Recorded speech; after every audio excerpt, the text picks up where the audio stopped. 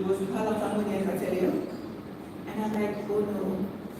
They need 2 facilitators, so you need to have 2 persons from your organization to go to St. Mary for the week to carry out the work in the community. It was a program, a training program for children in the community. And so I remember I was talking to my brother, and he said he would take his vacation, and he and I went to St. Mary, and we did the workshop. Yes. So we talk about support, right? For me, my family has been my support. Yes, there were days when my same brother in the past would say, when are you getting a real job? Because yes, you know, we go through that. But nonetheless, they always show up. And so he took his vacation and we went to St. Mary and we trained the students for the week. And on the last day, the CEO and her team came. And my brother is a trained teacher by profession, so he's this orator. I always say, well, you're the right one, you know, I'm just a risk-taker, you know? And she was so impressed with the work that we were doing. After the training ended, they sent us a commendation letter. Now, we've been working in this organization and just doing projects well for years, and we've never had that kind of email to commend us on the work that we were doing. And they sent it. So that's happened. While we were doing this work in St. Mary, the program lead had said to us that they're going to have another project in September. It's a bigger project. They were going to put out the call just as they did for the small project for persons to bid on it. And this is how God works in terms of restoration. Because of the work that we did in St. Mary for the little bit of money, at the end of it, when it was time for that bid to go out to other persons, they decided that they were not going to put out the bid. Right? It didn't happen. I didn't even realize sometimes you're blessing and your seasons have shifted, and because you were so low or you were at that point, you don't even realize what's happening.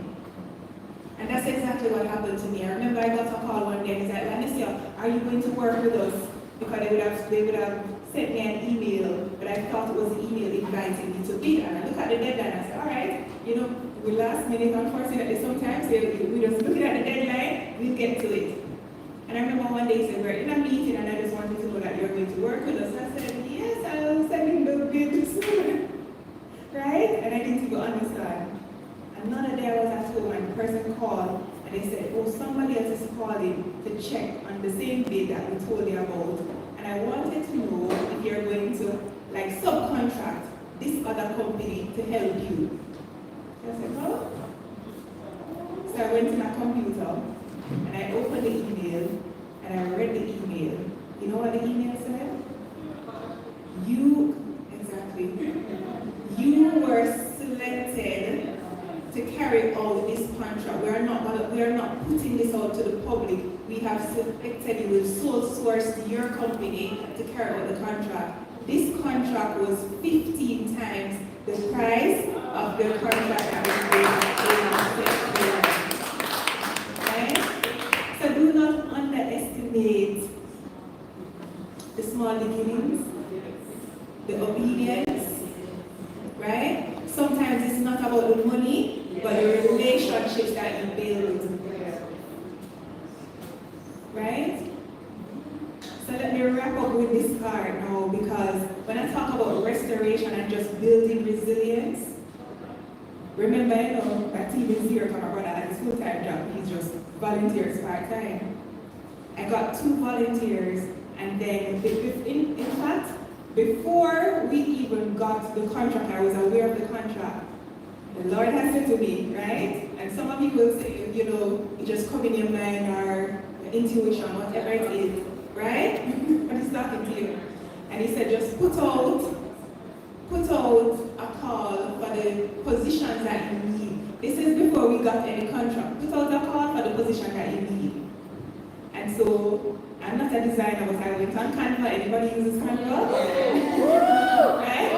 And it's the best flyer I ever designed to say we are hiring And I put about, I think it was 3 positions: program coordinator, we need a digital marketer, administrative assistant, and I think there was another one. I put it out, and I remember that same best friend, you know, my lovely best friend, said, "But you don't have any money, what are you doing?" And I said, "Listen, I'm not going to wait," because remember, my mindset had changed, so I had faith that things were going to change. I'm not going to wait until things change, and when I need it, better I put it out, at least know who is available, and at the point when I need them, I can reach out. Understand? And so that's what I did. So by the time we were aware that we got the contract, we had already received applications, you know, were able to shortlist, and the 2 persons who were now volunteering assisted with the interviews, and that is how I got my new team. So my team went from, we were 4 to 1, back to 1 only, and then we got to a point where we were 7. We had 4 staff and 3 volunteers on the team. And when I look at it, sometimes the Lord has to clear and strip away again for the season. The team that I had before would not have been equipped to do the work that we did between 2023 and now. The organization, we started out in Manchester, we expanded to Kingston, we're now operating projects in Montego Bay and Clarendon. Right? Not only that, remember I didn't work for anybody, but I mean, I'm just thinking, no, yes, I'm a paid employee of my organization, right, which I wasn't before, right? I was volunteering and being paid for projects. I'm a staff member of my organization, right? And we have staff. And not only that, my team members they were young and smart. When I say brilliant, brilliant. It's the most work that we did and the less work I did because of the team. And so I just want to encourage you right now. When things are not working out how you want them to go, when things seem, you know, like they're going the opposite direction, when it seems that you're losing everything that you worked for or you fought for, just take some time to just take a step back and reflect and pray. And just ask God where you're taking it. What's next? Because it has to be for a reason. It has to be for a reason.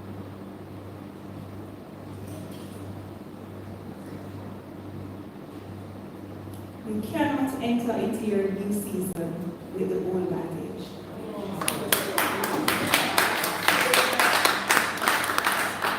Okay? So I repeat it for you. You cannot enter into your new season with the old baggage. But you have to be willing to release it and to let it go. And so that is how you build resilience. As you elevate as queens, as you elevate as an individual, as your business elevates and as your business grows, the challenges will be different. So you will require that resilience and that grit that you have built during the challenging times to take you through your next level.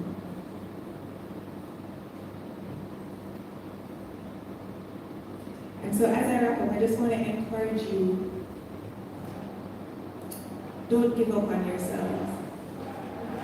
Don't give up on your business.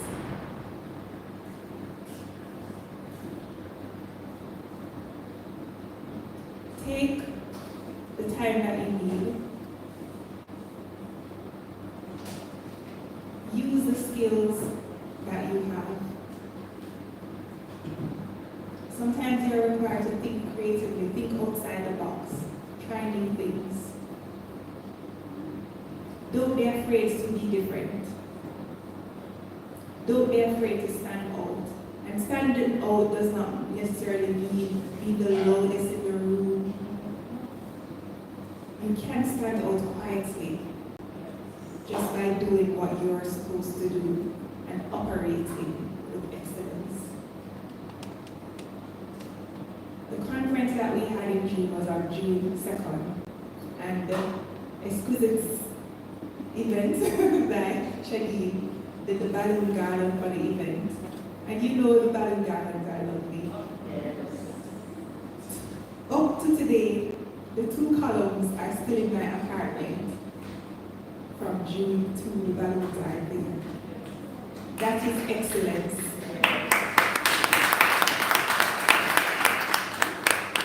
So whatever you're doing, do it differently, do it excellently. I was saying it to the same best friend, and she said, boys, what? Sorry, Shani, she calls you balloon girl. She said, what balloon girl puts in her balloon? Understand? Right? But that shows the quality of the work. We could have used, there are other team members who took other parts of the decor, right? We could have used it for other events because of how it was done. It was done excellently. So Shabine knows the secret. I know Stacy knows the secret, right? And I'm sure for all of you, whatever your businesses are, ensure that your customer remembers you. And the last thing I will say is that remember that you're one person. And so as you carry out your business, you have to think about sustainability. How are you going to sustain yourself first? How are you sustaining yourself? Are you taking care of yourself? So beneath the lovely outfits and the makeup and the jewelry that we're all wearing today, how are we taking care of ourselves? Are we getting enough rest? Are we eating properly? Yes? Are you drinking water always? Are you looking? The lines are. And are you exercising? Good, right? So you probably need to teach those of us who are not, right? But are you taking care of yourself? As women, we're nurturers. So we tend to take care of others. We love to take care of others. Yes. But are we taking care of ourselves? That's a part of your sustainability, of your business sustainability. So take care of yourself. And while you're taking care of yourself, take care of your business. I always say to entrepreneurs when I do training, you want to create a business that will outlive you. You want to create a business that becomes your legacy, that you can either leave for your children or your grandchildren. And even if you don't necessarily want to leave it for your family members, you can maybe leave it for someone or sell it.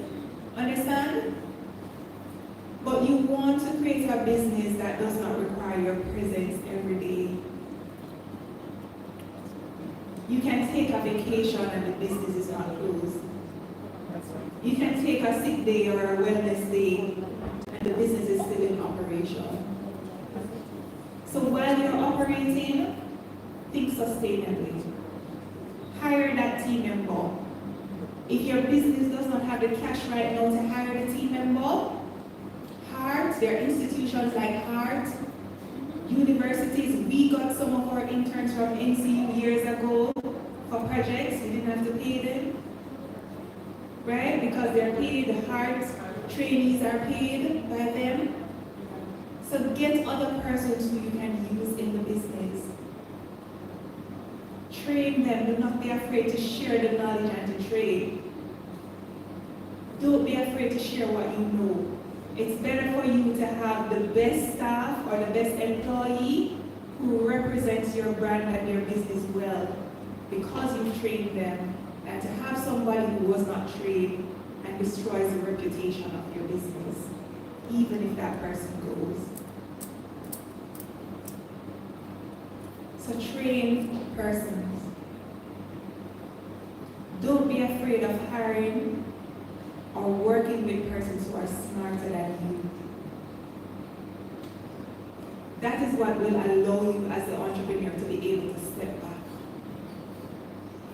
If you are the one with the vision and the ideas all the time, it means that you always have to be there. But when you get someone who is smarter than you, they will bring the ideas. And most times when they have the ideas, they know how to execute. Understand? So you create the parameters. Because yes, you want to protect your business. So you create the parameters, but allow your employees to lead. Grow leaders, empower them. And this is how you're going to sustain a business. This is how you're going to even create impact. Because business, yes, you're in it to make money, but you're also in it to make impact. So while you're making money in your business, how are you positively impacting the lives of those who work with you and even the persons that you serve? And don't forget where you're coming from. Never forget your community. Never forget even your family, even those who didn't support you. Because at the end of the day, as queens, you have a royal mandate. And your royal mandate is to operate with grace and love and to create impact. Enjoy the rest of the day.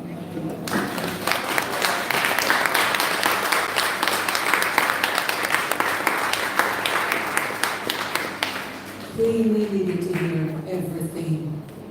We needed to hear everything because at this point in time, some of us as entrepreneurs, we are going through a Job season. Did you hear me?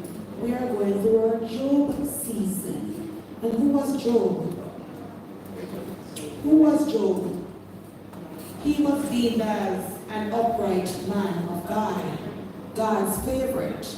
But you see, God has a way of stripping you down to everything. You know why?